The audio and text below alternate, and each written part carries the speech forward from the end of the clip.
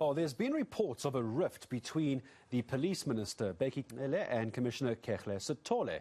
Cele is denying the claims of animosity, though, but some MPs are blaming political interference in appointments for instability in the police service. Let's discuss what is being seen as a crisis of leadership. David Africa, always a pleasure, from the African Centre for Security and Intelligence Praxis. David, good morning. So when we talk about instability in the police force, is that being overly dramatic, or is that your impression as well? Hi, good morning to yourself and the viewers. I don't think it's over dramatic at all. I know the minister stated that there's no animosity between himself and the commissioner, but I think it's there for all of us to see, in practice actually, that there is very little synergy between the minister and his national commissioner on the one hand, and then inside the police service itself on the other.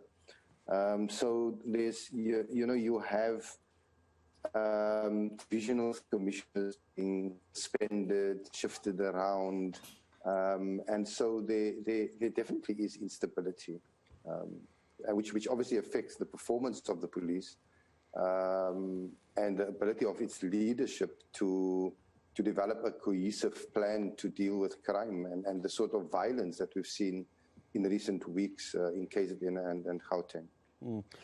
How serious do we take what appears to be, David, animosity between the police minister and the police commissioner? But I want to qualify that by saying that while, yes, they don't necessarily have to be friends, and I think it was the police minister who said they don't go for coffee, are they still getting the job done? Or do you think that a sense of animosity between them could be causing a bit of an issue?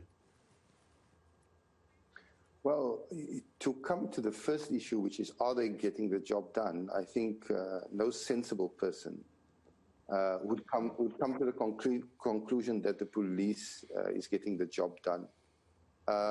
Obviously, the efficiency of the police and its strategic orientation depends to a large extent on the relationship between the minister and his commissioner. Now, obviously, they don't have to be friends, but there are too many instances of discord and a lack of synergy that I think it is clearly affecting the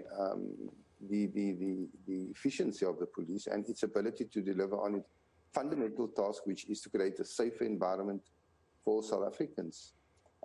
If you take, for example, the most recent incident where the minister says he had not been aware of court judgments against the commissioner. And previously where he said, on public television that he is not aware of why the divisional head crime intelligence was suspended. I mean, that clearly shows that the lines of communication, at least, between the minister and his commissioner are severely stressed, if not non-existent.